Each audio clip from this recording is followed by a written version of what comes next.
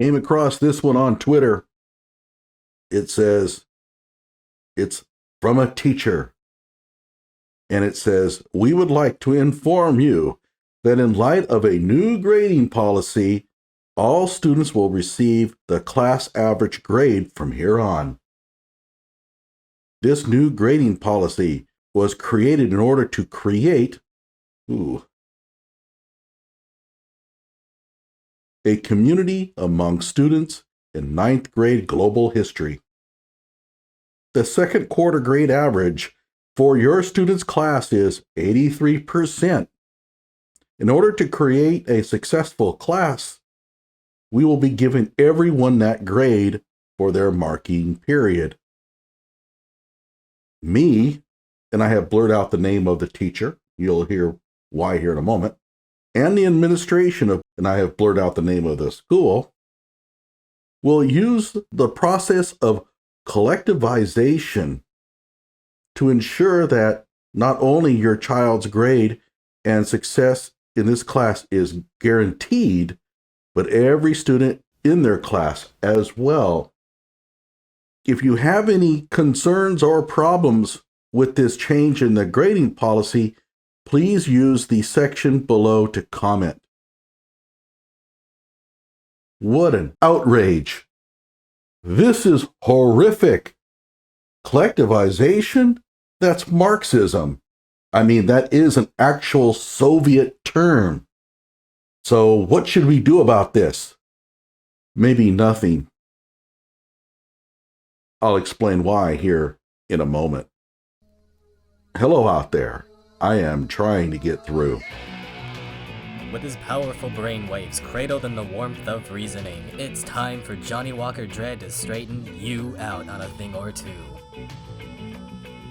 Emanating all the way from exciting Las Vegas, Oklahoma, it's the Johnny Walker Dread Show. Now, I blurred out the name of the teacher and the school for a reason. I don't think this letter is genuine. So I saw this on Twitter, and my first reaction was, when I first started reading it, I was thinking, well, this is kind of stupid. I can't believe that a teacher's doing this. Then I saw the term collectivization, a Soviet term, and I'm thinking, this is fabricated. Rather than posting this on Facebook and retweeting it out to everybody, I decided to do a little investigation, and I really wish that my conservative friends would do a little bit more of this. I'm on Facebook all the time, and a lot of them just seem to forward anything that sounds pleasing to the ear, but a lot of it is junk. I'm not so sure about this one. And so the first question I would have is this the teacher's policy or is this the school's policy? Here, it's not real clear. If it's not the school's policy and it's just the teacher's policy, that is call for termination. But I'm not sure that the letter is even genuine anyway. So before dragging some poor teacher's name through the mud, a little investigating. Okay. So if this is a school policy, it has to be set by the school board and it has to go into the handbook as well as the strategic plan. So here's the table of contents of the handbook. And I went through this handbook very, very carefully. I didn't see anything in here. That raises a red flag. This is looking to be a hoax. The next thing I looked at was the strategic plan. I mean, the whole idea of making everybody's grades the same is a major change to a grading policy, and that would have to be formulated in the strategic plan. Again, I went through the strategic plan. I don't see anything like this. So I finally decided, well, maybe it's just the teacher. The school doesn't know anything about this, and this teacher has just decided on her own, I'm just going to give out everybody the same grade. If you're a public school teacher, you never do that. Any kind of wild grading scheme has to be approved by administration. It's one thing to have sovereignty about your grades, and it's quite another to essentially change the grading policy for the school district. You could never do that without the school administration's approval. And if you're a principal, you would never approve this unless it went to the school board first. Because if you approve this as a principal, they're going to fire you. So be careful about that. By the way, this is a charter school. A lot of people on Twitter are mistaking this for a private school. It's not. It's a charter school. It's a public school. The charter school does have a lot of leeway to sort of create their own policies and regulations outside that of what a public school would be bound to according to Ed Code, but this would probably not be one of those. And that comes up with an Ed Code violation as well.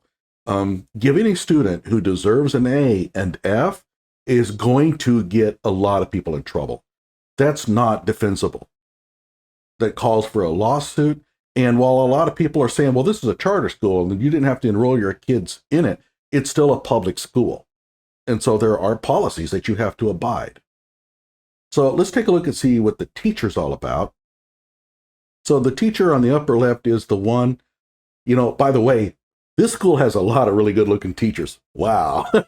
I enjoyed scrolling through this roster, but I wouldn't look at this. She's brand new.